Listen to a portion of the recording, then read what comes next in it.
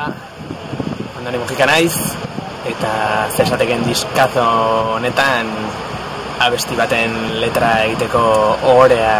Zer esatekekoak aspalditik dira lagunak, eta gainera eduki dut aukera, beraiekin eszenatokian kantatzeko, plazer handi bat izan zen. Eta gainera daukate beraien artean Jokin, bateria, aspaldiko laguna, eta hiruga egin elkarrekin urte asko eta asko. Letra idazterakoan hemen atzeko auzo hau hartu nun inspirazio iturri, Donostiko Aldezarra.